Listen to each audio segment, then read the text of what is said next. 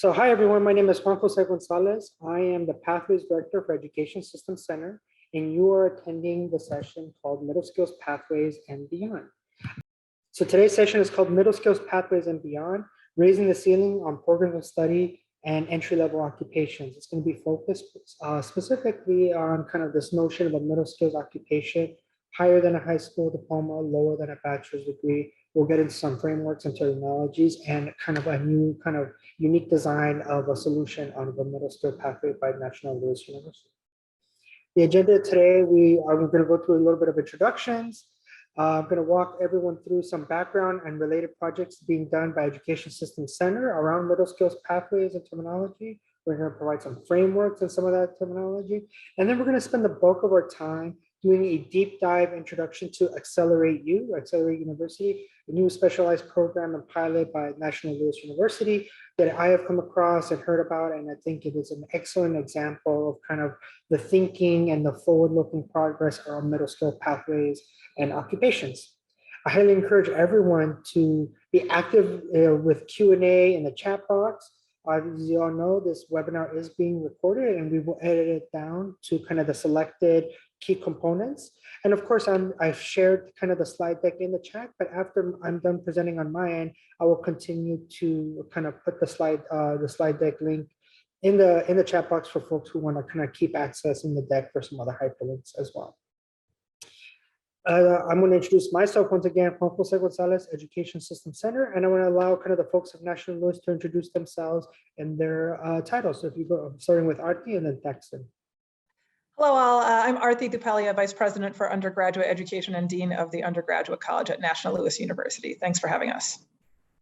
Hey everybody, my name is Thackston Lundy. I'm Vice President of Workforce Pathways for this project Accelerate U, which we're going to share a little bit more about today. So thanks for making time. We're excited to spend time together. Great, thank you all. I'm going to provide kind of a little bit of background on the middle skills pathway and related projects being done in the Chicagoland ecosystem and statewide as well by the Education Systems Center. So back in a few years ago, there was an initiative by the Chicago Workforce Funders Alliance to create this notion of progressive pathways in the Chicagoland region, right? And essentially the argument was there's a lot of information available around kind of job training programs, kind of non-college type programs that young people can access and acquire, but that information is not easily attainable and it's kind of a little ad hoc and kind of confusing. The platforms for young people to access this information was not comprehensive and couldn't help them inform proper decisions, right? There was also a lot of guidance happening in our school systems at the high school level or in kind of youth programming and things of that nature that was really predicated on this notion of college for all. Everyone has to go to college. And that normally meant specifically bachelor's degree programs, right? And wasn't really inclusive of the wide range of options that included non-bachelor's degrees. So therefore, there was a lot of kind of underperforming and underutilization of kind of middle skills occupations or other degree programs, right? So this led to the creation of the careerpathways.net platform in the Chicagoland region, which allows a comprehensive listing of programs and information for young people to easily navigate and easily walk through. Similarly, starting in 2019, through an initiative through the Illinois Community College Board, the Education Systems Center created these model programs of study for folks looking to implement Perkins 5 or CTE funding in high school and community college programs and course sequences, right? As you can see here on your screen, these model programs of study were in 8 different sectors or 8 different industry sectors. They included an advisory committee for each sector that included faculty from college and post-secondary institutions, high school administrators and faculty, and employer associations and partners who all walked through kind of a 6-month process for the creation of each guide, which allowed us to identify high priority occupations in a particular sector, promising credentials and stackable degrees, and then even identified strategic community college courses that could even be pushed down to the secondary level through the use of dual credit or early college credit. We also were able to define certain technical competencies for each industry sector that were very valuable in this space. This project all exists on the Education System website under Model Programs of Study Guides. We developed these guides kind of to serve as examples and templates for local kind of institutions implementing CTE authorization and CTE funding programs. We wanted to identify dual credit courses and define competencies, technical competencies along the way for key institutions and organizations. From that work and from some of our work with kind of the DCEO, the Illinois Demand Occupation List, we've kind of, Education System Center has really coalesced on a certain benchmarks, or certain variables that make up a good pathway, right?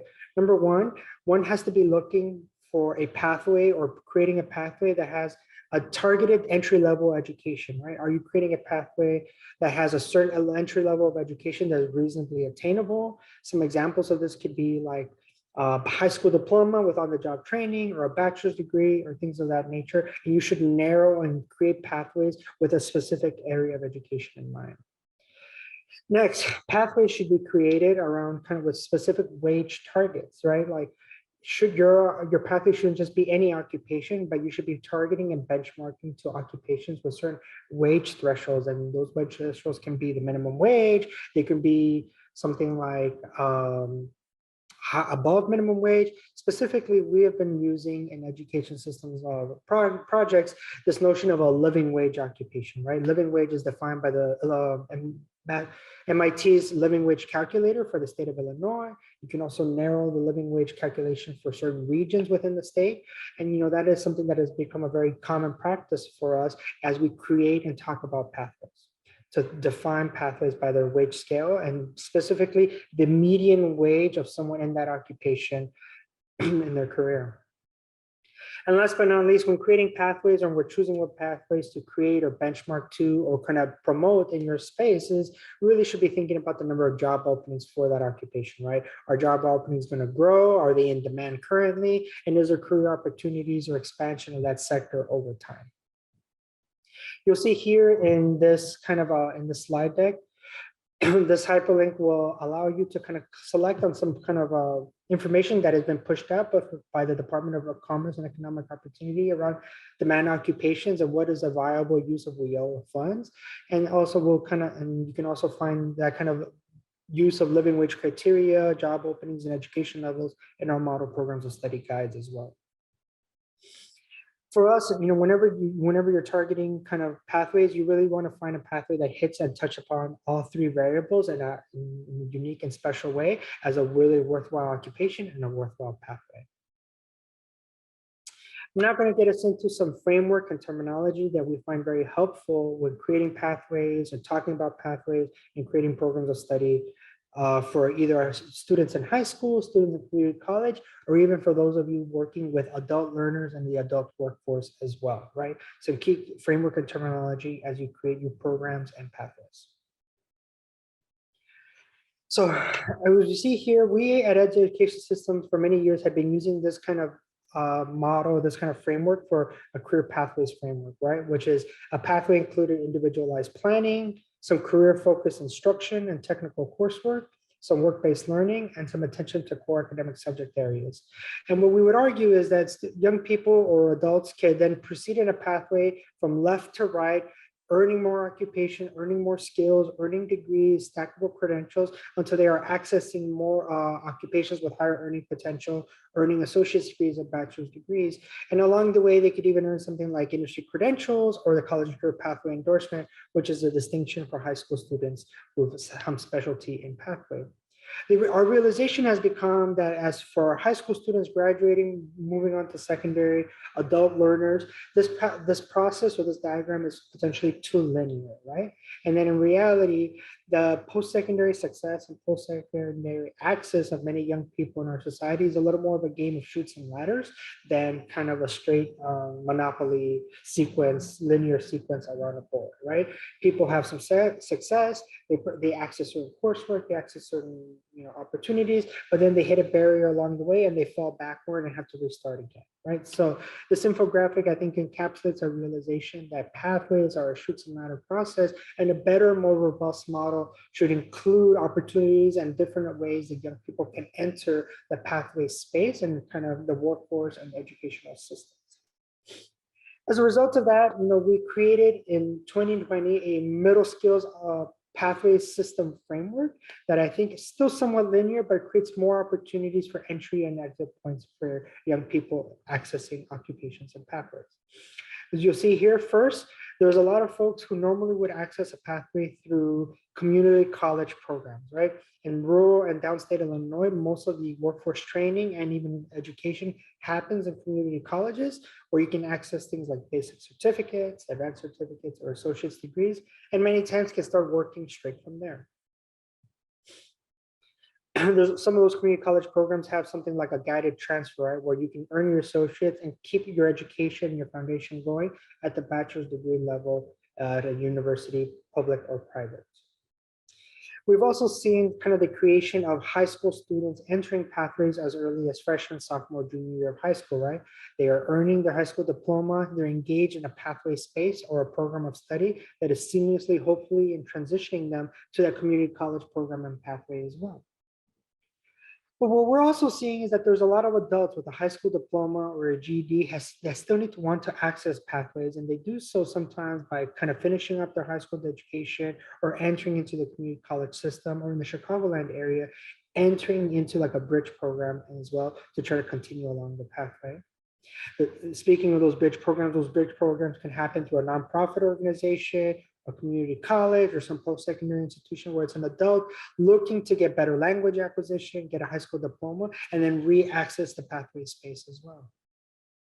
And last but not least, sometimes there's adults who have already been working or who have a degree in something else and are transitioning into a different career, into a different occupation, and some of their prior experience can articulate into some new program of study or new coursework as work, that what we call prior learning or non-credit articulation. And this is becoming a more accurate representation of how folks access workforce and educational systems. When we're thinking about we're creating a benchmark for a worthwhile pathway or a program that should be offered in your region, in your institution, there's some things that we highly recommend at systems. First, what is a minimum level of education, that the occupation that you're targeting, right? Don't just target the degree, target the occupation. And what is the minimum level of education needed for that occupation? That information is found typically in the Department of Labor kind of categorization of jobs through the Career One Stop page. Next, set a wage threshold for yourself for which pathways, which programs you're going to be offering that hit certain benchmark for wages that are worthwhile for families, right? We highly recommend that you set wages that benchmark to a living wage criteria, not minimum wage criteria.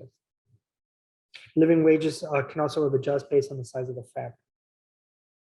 And last but not least, we want to make sure that we're creating pathways, creating our occupational programs benchmarked to sufficient job openings or job growth over time. Some other definitions, we use this phrase high priority occupation as like a green light occupation, a green light pathway, right? Which is an occupation that is both in demand and has the potential for living wage occupations and living wage salaries. A gateway occupation is one of those occupations or programs where the occupation doesn't have a sufficiently high living wage or wage scale, but does provide entry or advancement into other opportunities and other programs. Some preliminary research from WIOA program providers shows that, for example, folks who earn a certified nursing assistant program or credential are predominantly the ones who then transition sometimes into other nursing programs like practical nursing and registered nursing and things of that nature. Right? So certified nursing assistant becomes a gateway occupation for other nursing professions. We highly use when kind of determine if something is in demand or growing in your space, that you look at the Department of Labor's data and kind of 10-year growth, but also kind of, the annual job openings for that occupation as well, and percentage growth over time. And the living wage, we highly recommend the use of MIT's living wage calculator.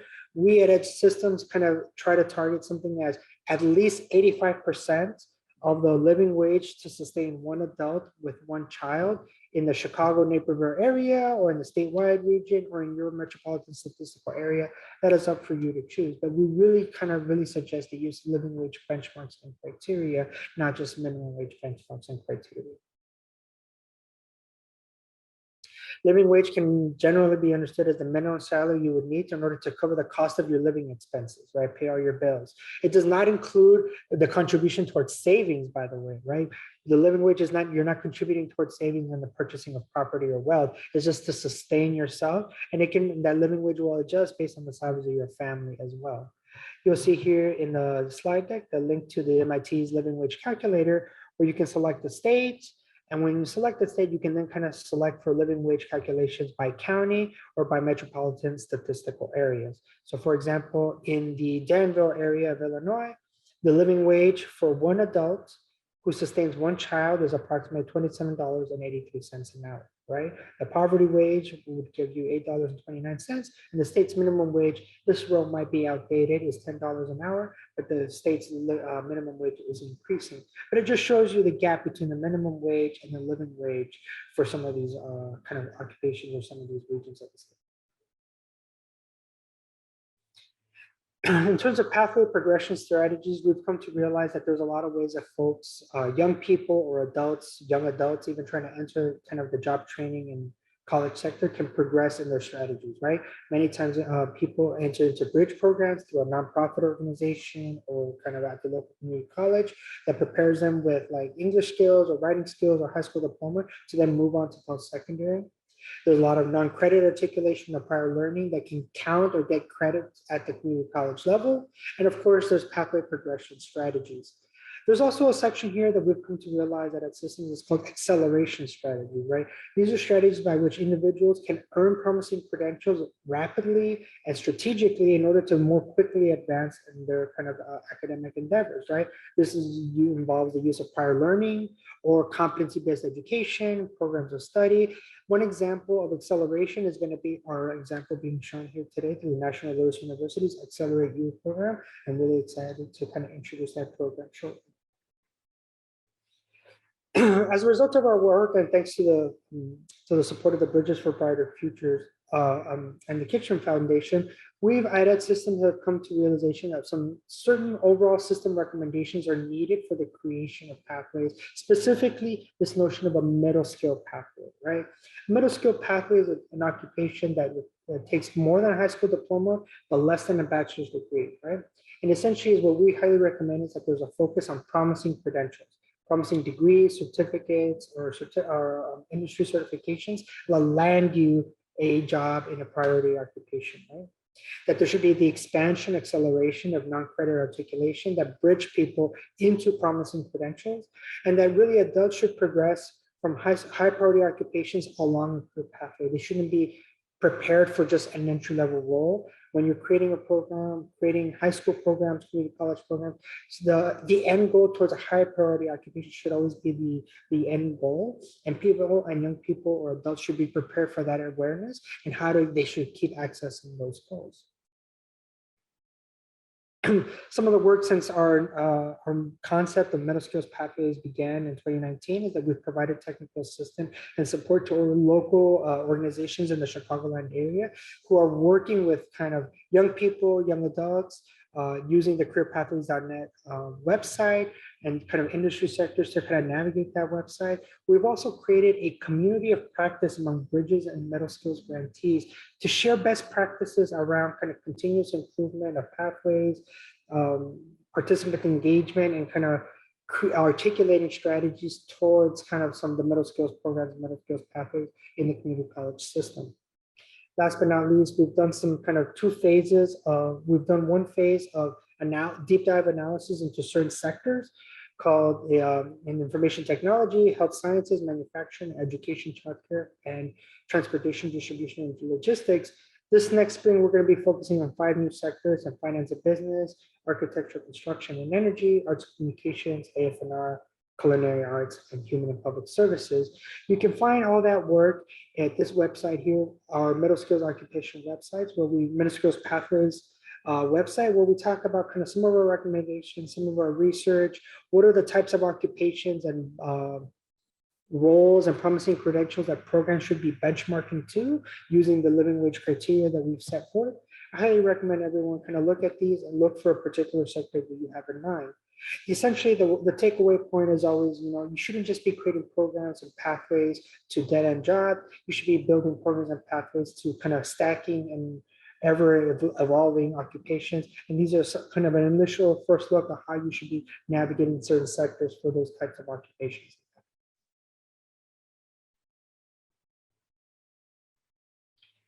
At this moment, I'd like to take a pause and kick it over to my colleagues at National Louis University. I'm going to stop sharing, and I hear that you guys will share on your end as well.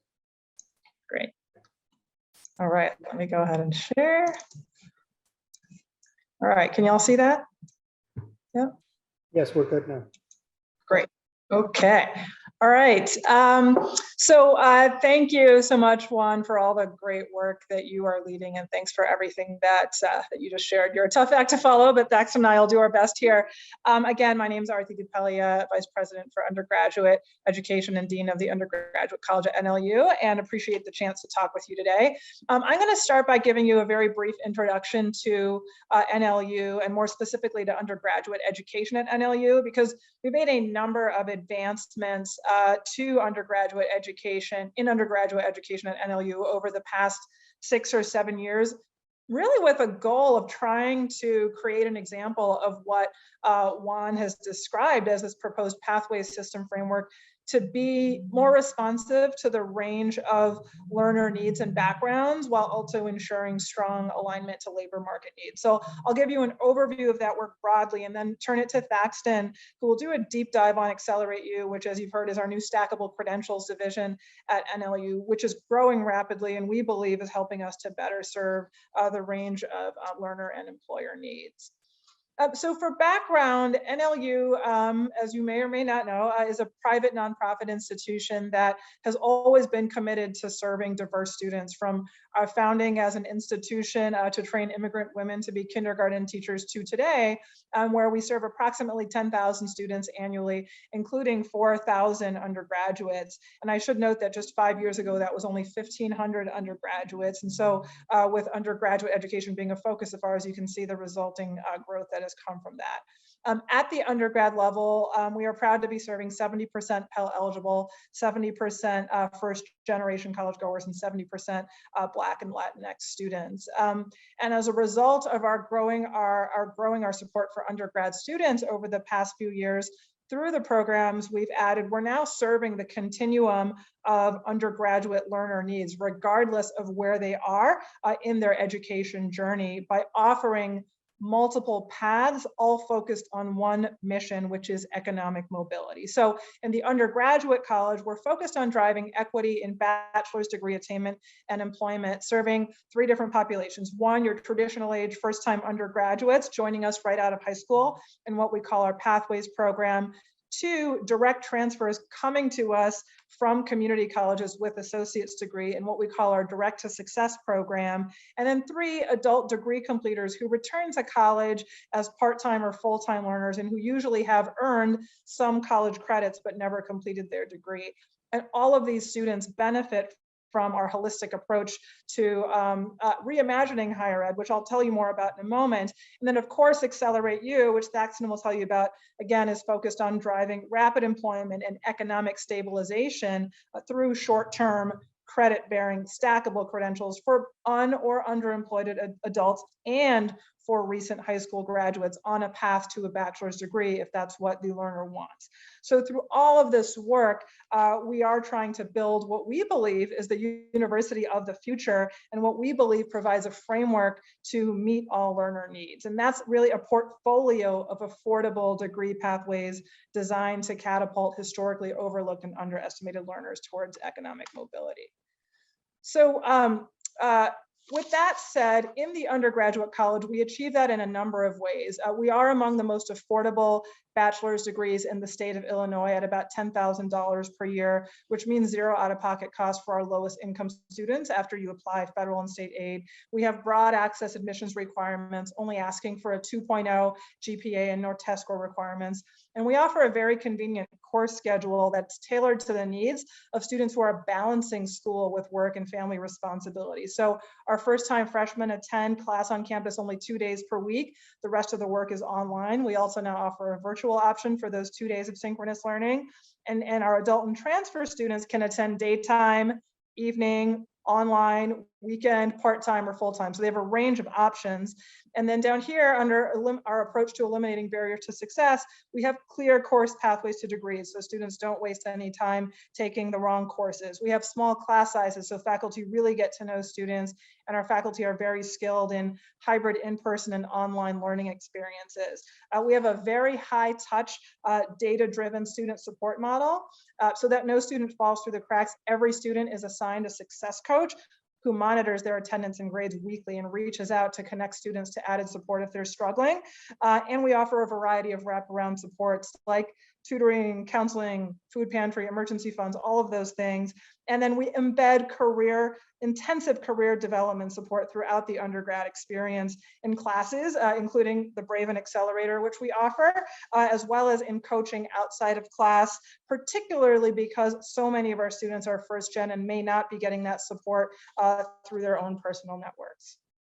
So that's the work that we do. And just to share briefly about the students we serve, as I mentioned, we serve 3 populations of students, which you can see on the left side here, which shows our enrollment last year. So nearly 1,700 traditional age first-time freshmen, or what we call our pathways students, 238 direct transfers from community colleges, though this was last year's number. It's actually grown to nearly 500 this year with the rapid growth we've seen in our direct transfer students as we've grown our community college partnerships, and then nearly 2,000 adult degree completers. And this is our largest population because we've been serving them for years.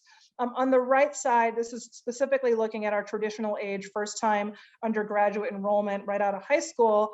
We weren't serving this population until this new pathways effort began in 2015. You can see the rapid growth from 85 students to nearly 1,700, which we're proud of because it shows that we're meeting unmet need. There's demand for what we're offering.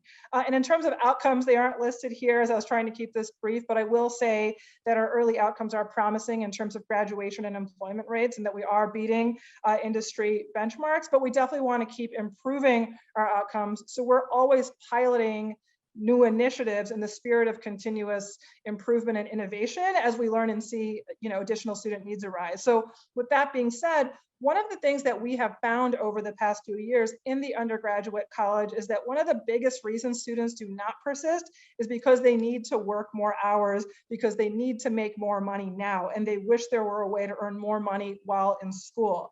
We also see returning adults hesitate to return to their post-secondary education, even though they want to earn a higher salary, because the idea of a full bachelor's degree can be daunting in terms of time commitment. So we see people, even more so over the past couple of years with the economic challenges of the pandemic, facing economic destabilization, right? And we see people who would benefit from accessing a higher paying job immediately following 3 to 6 months of training, rather than waiting for 4 years for the payoff of earning a bachelor's, right? So we want to do that, but also help students earn a bachelor's if that is what they want, right? So we decided the next thing we needed to do to better meet the student needs that we were seeing was to build our new stackable credentials division, Accelerate U. And with that said, I'm going to turn it over to Thackston. Aarti, there's a And I'll question stop around. sharing. There's a question, Aarti, about kind of your student population, whether it resides entirely in Chicago or if it includes folks outside of Chicago or the regions. Sure. So we have students, our local in-person campus-based students, which are about half of our population, are in the broader Chicagoland area. But we have students coming from all over because half of our undergraduate population is fully online. So we have students, there are some nationwide, regional beyond the borders of Illinois, and then of course many in Illinois. Thank you. I'll jump in here. Aarti, thanks for setting this up, and Juan, appreciate you inviting Aarti and me to join you today. I have spent a lot of time on the EduSystems website. Our team has spent a lot of time on your website as we've been thinking about what we're building at Accelerate U. So thanks to you and your work and your team's work in creating language and frameworks in the space. We're really, let me share my screen here before I get going here. All right, slide. Let's see. We good? Maybe we good. Blue screen. Juan, okay, awesome. So thanks everybody for being here. My name is Thackston. Lundy joined National Louis about a year and a half ago to work on this this Accelerate U project.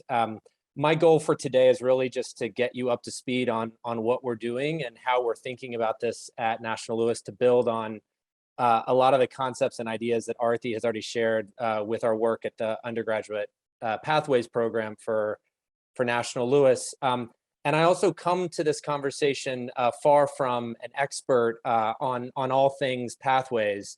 We have a lot of learnings that I'm going to share with you today, and also a lot of insights that we think we've gleaned from the pilots that we've been running. But eager to get your all's thoughts and reactions and feedback. I'm going to end the conversation with a set of big questions that we're still grappling with, because this is all work in progress, and I haven't looked at the intros at the beginning of the call. It sounds like you all are all subject matter experts in the space, so eager to get your feedback and thoughts. I think this is data that this group is probably really familiar with, but sort of building off Aarti's points earlier about trying to create programs that meet learners where they are. In the Chicago context anyway, we've got large numbers of students who are graduating from Chicago public schools and not pursuing a 2 or 4 year degree. We have large numbers of students who are sort of outside of either outside of work and school and trying to figure out what is next. And there are real costs, obviously, for the city of Chicago and for the region broadly. As Aarti mentioned earlier, National Louis has been on the hunt to try and create programs that are, sort of oriented towards equity and access for a really long time, since its founding. But really in the last 6 or 7 years under Aarti's leadership, this Pathways program was really designed to try and figure out how to meet that need. And despite all the great work that our team has done, I think we have all collectively acknowledged that there are a lot of students who are being left on the sidelines, sort of overlooked and underestimated. And our hunch is that college has a role to play in that the higher ed system not only has an opportunity, but has a sort of moral obligation to try and figure out how to redesign and rework our programs and our learning experiences and the on-ramp into college to make it work for more learners, and to couple both your learning in college with your work and your career in meaningful and elegant ways. And so we launched Accelerate U last summer with all of those kind of ideas in mind. We call this model the Job First Higher Education model. But conceptually, this is a relatively straightforward idea that Juan has already really sort of outlined for you. And that is that you come to National Louis for 3 to 6 months to go through some kind of job training that is connected to a vacant job with an employer partner. And while you go through that training, you're earning college credit, but you're also learning the specific things that are going to make you successful in that job. And so we find employer partners on the front end who can identify open jobs and will commit to basically giving our program completers primary consideration for that job when they get done with the training. We set up trainings that are kind of oriented first and foremost to the learner experience. So not only are we trying to do things rapidly, we're trying to build them in a kind of hybrid way so that it's not requiring students to come to campus every single day, but when they do, it's really thoughtfully put together, or creating learning experiences online that not only are rich, but also are flexible and allow students to work or take care of families or do what they need to do when they aren't in school. And also, sort of building off of what Aarti described in the Pathways program, really focusing on wraparound supports and coaching and, building a sense of belonging, because we know that when the learners have a great experience, they're way more likely, obviously, to complete the program and be successful in the job and on their pathway to a degree. We really focus on trying to create kind of work-ready employees. And for us, that's a mix of kind of technical training and then also soft skill training. We call that durable skill training at Accelerate U. And we think that the best way to do that is to actually put people in the workplace and to work with employers for short periods of time, or in some cases, integrated longer periods of time to get students working while they're learning to make their learning feel real. And then, arguably the most important element of this is that we want to make sure that this is really affordable. We attach the cost of the program to the cost of a Pell Grant, so that full Pell eligible students can essentially attend for $0 out of pocket. And that, we think, adds really important accountability to us to make sure we're designing something that is efficient and that is as rapid and sort of well thought through in order to make it work and not throw people into debt when they're coming out of the program. And then last, the 30 college credits is a really important element of this. I spent about a year and a half prior to coming to National Louis looking at the workforce development space and sort of learning from entrepreneurs who were doing this in the nonprofit sector. And I just was blown away by the creativity and entrepreneurship. But it also felt like doing it without college credit involved missed an opportunity to sort of combine these two tracks and these two pathways. And so at National Louis, we've made it a real priority that if you come to us for a training program, you earn 30 college credits, you can stack that or fold that into any one of our more than 70 program offerings. So if you go do a medical assistant training experience and decide, a year or two later that you want to go get a degree in culinary or get a degree in HR or business or psychology, you can use those 30 credits towards that degree, and all 30 will matriculate.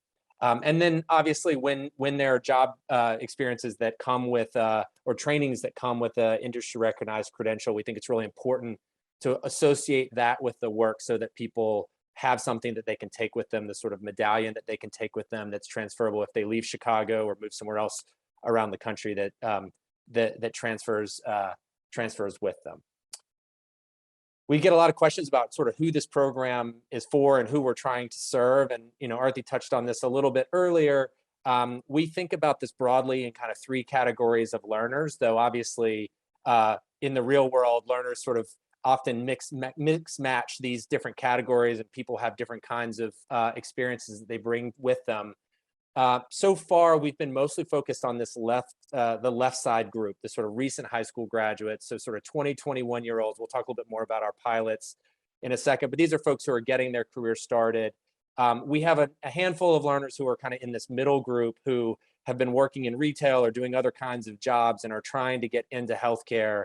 And I think eventually you'll see us working with people who are further along, more seasoned and experienced, who hopefully see National Louis and Accelerate U as a way to pivot in their career. The blue box at the bottom is really kind of an overview at the highest level of what we look for people who come to our program. So essentially our program eligibility. And it's really important to us that this is a relatively open category. We want people who have finished high school, but who come to this with different kinds of experiences, and they can use Accelerate U as a sort of catapult, as Aarti described it, into the sort of work opportunity that they're really looking for. We need them to be really excited and motivated to go work immediately, and obviously to complete the work. Because our programs are more accelerated, we're trying to find that thin line or that balance, the right balance between having a program that is relatively intensive to get students through the experience, but also, as I said earlier, sort of flexible, and so that it works through their schedule, and that people can, grab a hold of the learning, the training experience, and make sure it's really a positive process for them as they get ready for work.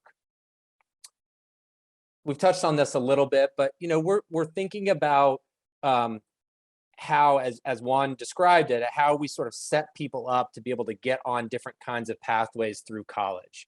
And for a long time, most higher ed institutions were sort of focused on you do this 4-year experience, and then maybe we'll see you a couple times in the future for alumni events. But I think as we're thinking about this, we're really trying to figure out what those on-ramps and off-ramps are, and I'll talk about that more in just a second. But I think there are going to be some students who come to our program who see this as a pathway to their bachelor's degree from jump, and that they want to go get a job stabilize things economically, start working, build a career, build a network, and work towards that degree at nights or on the weekends or online or in person during the summers, et cetera. We'll likely also have learners, maybe some of the same learners, who on their way to a bachelor's degree see an associate's degree as a really logical next step for them. And they see, getting a credential, a medical assistant credential as a great way to start that process, but they want to go get their associate's degree and then maybe they'll go work, or maybe they'll go get their degree, their bachelor's degree after that. And then we think there are going to be learners on the far right who come to us and build a relationship with us over a longer period of time, 2 years, 5 years, 10 years potentially, who are coming back to National Louis to earn additional credentials in healthcare or outside of healthcare that come with certificates and college credit and Pell eligibility that will allow them to move on in their career and add new kinds of skills and skill sets and experiences that will be helpful to them and their employer as they progress along. And so part of our work in the coming years is really to start to figure out how to fit those pieces together and to really design that in a logical way. And I want to kind of lay out one vision, one way that may take shape at National Louis, just to kind of give some specificity to how we're thinking about this. And so, stacking and stackability is sort of the catchphrase of the year or the day or the month or the decade, depending on how long you've been in this space. And I think like working with employers, everybody says that you should do it, but there's not a lot of clarity on exactly how you do it. And it's one of those things where it only matters if you can actually execute it and if it aligns to what employers need, what learners want, and what makes sense for them educationally. And so this is sort of an emerging pathway of one of the things that we're thinking about. And this is obviously in healthcare. A lot of this is still in design, but you can see on the y-axis, we've got earning potential. On the x-axis is time. And you can see our first certificate or credentials in the bottom left as the medical assistant. We started with medical assisting. I'll share more about this in a minute. We started with medical assisting because we were talking to employers all over Chicago, and they were saying, we cannot find enough medical assistants to meet the demand. This is an essential role for us in our hospitals. Help us go build better medical assistants. There are reasons why the medical assisting role makes a lot of sense as an entry point into healthcare.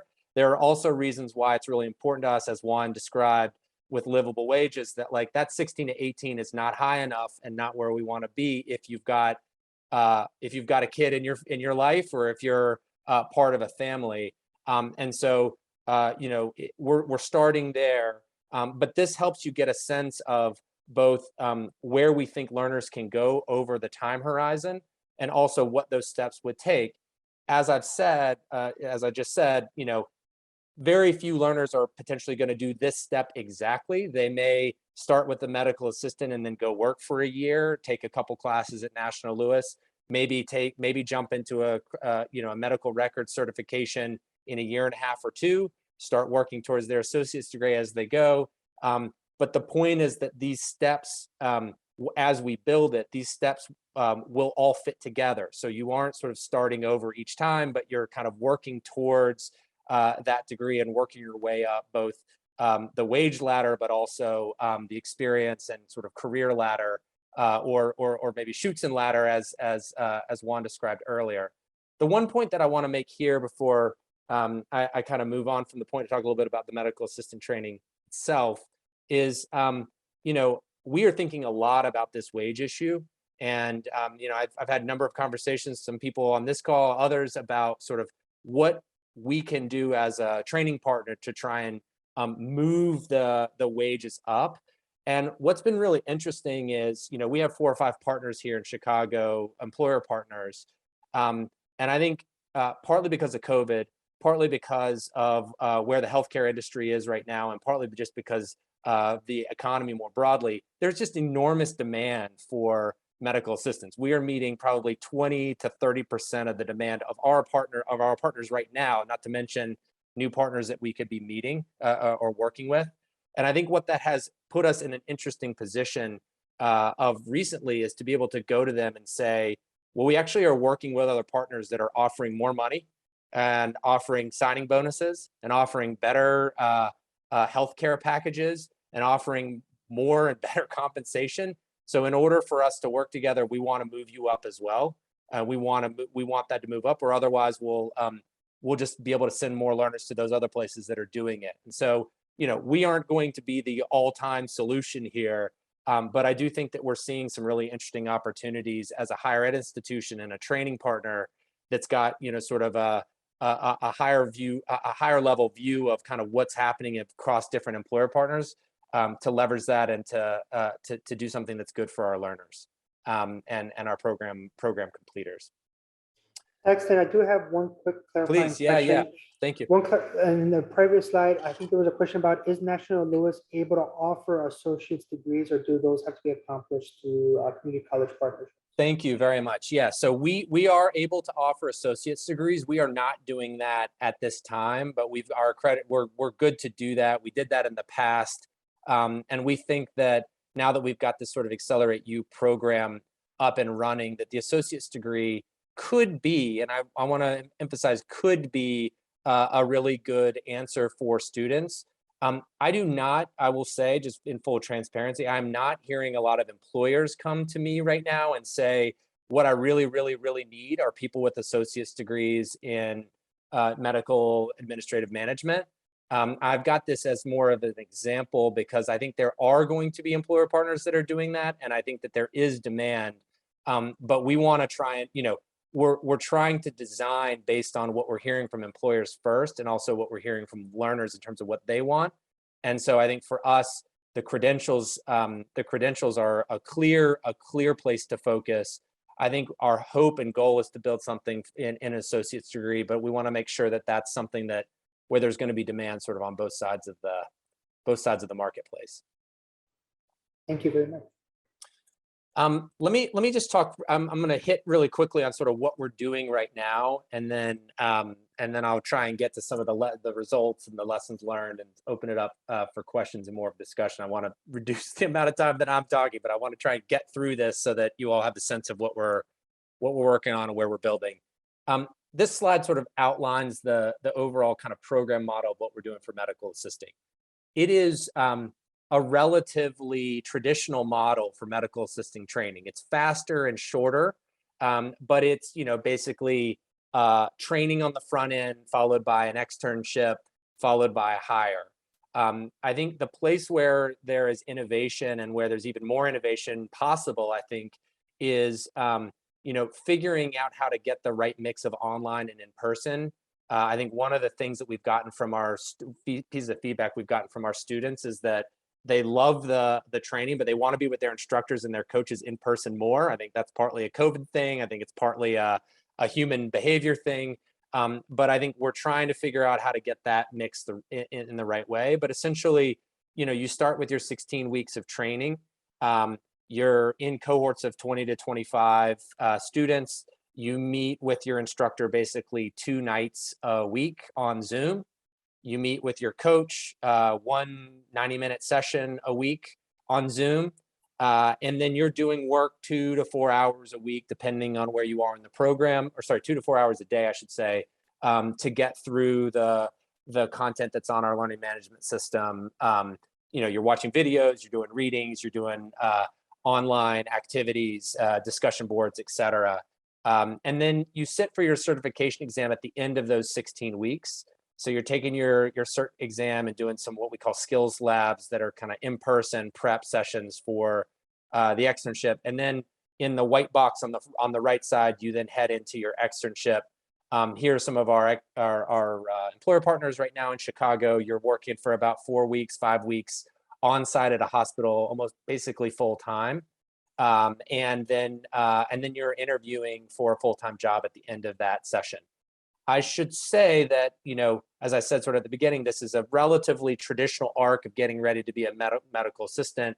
We piloted this past summer with our partners at Lawndale Christian, a sort of fully embedded model where we had students who basically got recruited by Lawndale Christian to start part-time as medical assistants while they were going through our program. I think that it is a very, very promising model, and the idea of embedding while you're working and learning all at once. and getting college credit for that work is where we want to head eventually. We've got lots of design. There's lots of design implications there on how and what you would build.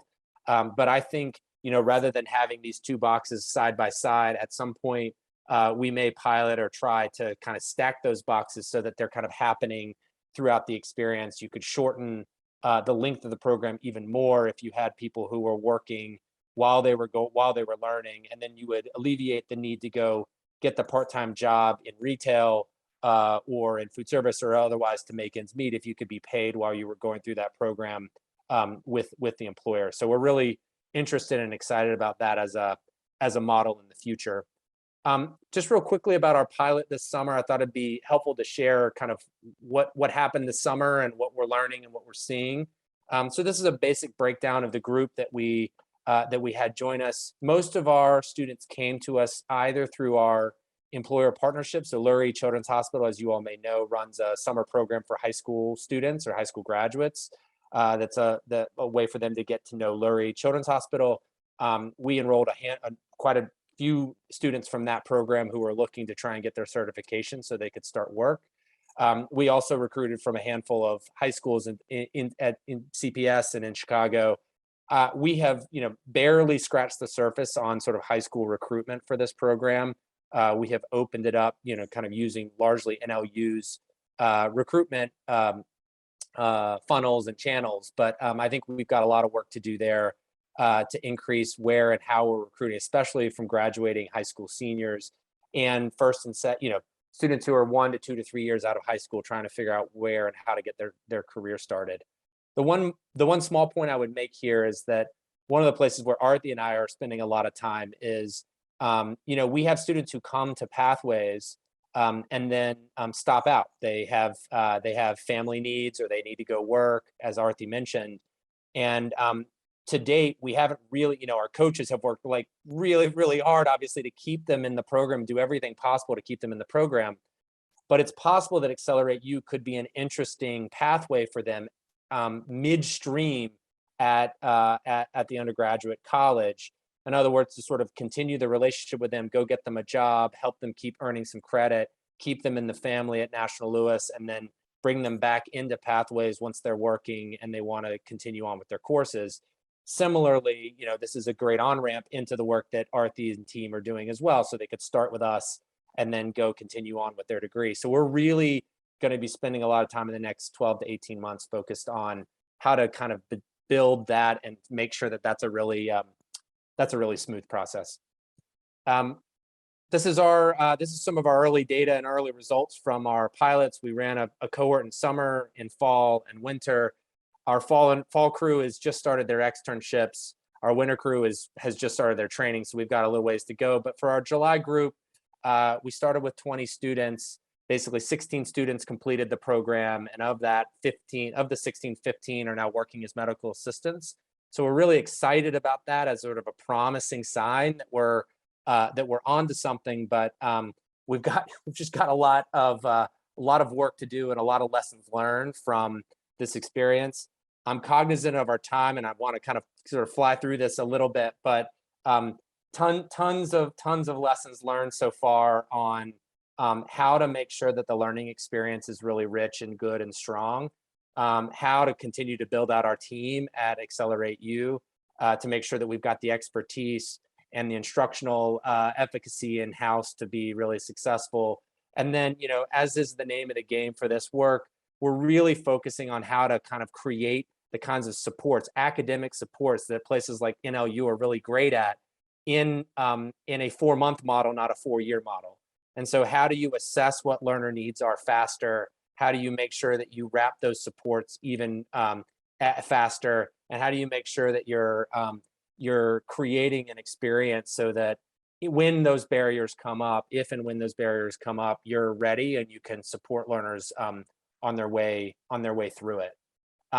I'm gonna just hit some of the kind of final questions here. We don't really have a ton of time to jump into a discussion, but we are, as I said at the beginning, we're really trying to build something here that I think we have a strong perspective on how and where this could go and how it could connect into college and how it can work with employers. But we've got a lot of questions that we're going to be grappling with in the next year around how to create just a really special learning experience. I think if you go interview our students, the vast majority of them have not had a great experience in school. They have felt like they have been on the outside, or they haven't really found the thing that they really, really want. And that's that's not any one individual person's fault. That's a design and a system issue. And so our goal is to really try and create something that's rich for them and beautiful for them, that activates their desire to continue learning and stay in college and get their degree. How do you create the supports for students in a short period of time? As I mentioned, what does your employer engagement model need to look like, so that not only are you creating that first job, and not only is that first job a sustainable living wage job, but what does the second job and the third job and the fourth job look like? And how do you string those together in an experience where a higher ed institution and employer are working together to keep people moving through the experience? And then, look at this last question, and conversations like this one are good places to start. But how do we keep learning? We don't have the market cornered in this space by any means, and so I think we're trying to figure out what tests and experiments can we be running now to really push our own thinking and learning, and to make sure that we're building something that's really really great for the folks that choose to invest their time with us. So let me stop there. I just said so many words, but let me stop there. Eager to try and answer any questions in the last few minutes here. Or Juan, happy to take it wherever you wanted to go. No, I think we are going to be wrapping up soon, but there was a question around kind of like starting recruitment early in the middle school kind of sector. I would say that middle school recruitment or middle school pathways should really, they would be missing a key component, which is the high school should be the bridge between the middle school, high school pathway, and then into kind of the post-secondary pathway as well, right? So my theory would be that, like, if you're going to go into middle school, you should have a solidified partnership between post-secondary institution and high school that then kind of brings in the middle schools into that solid partnership as well, which I think brings up the question of, it seems like your high school or your secondary partnerships involve high school student recruitment. Is there any other opportunities for this pathway or the Accelerate U that involves something beyond just recruiting of students, but like could some of the coursework or experience be pushed down into the high school space for like a senior year capstone or apprenticeship? I mean, I am obsessed with this idea, and I think like there is a model where you do Accelerate U spring of your senior year, and you're getting dual credit, and then you go work. I think that there's something really interesting there. I do think that what we are seeing is that and this is just true with the space, but I think when we have learners who have experienced, a couple of years in the workforce, they are bringing a different kind of motivation and excitement for this program than what we see if people haven't had that experience.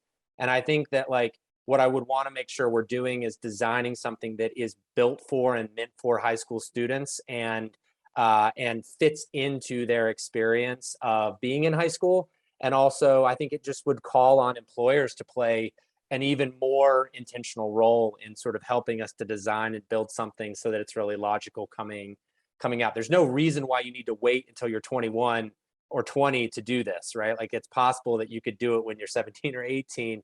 But I think like there are parts of the model where, and it depends a little bit on the job and the pathway, where we'd want to really sort of make sure that we're designing it most thoughtfully to do that. I think that right now where we're focusing is on recent high school graduates and then more experienced learners, adults who are trying to figure out how to jumpstart their career. But I hope over time you'll see us sort of push in with high schools and find high schools that want to work with us to do that. We'll be glad to introduce you to a few here as they come up. So that'd be great.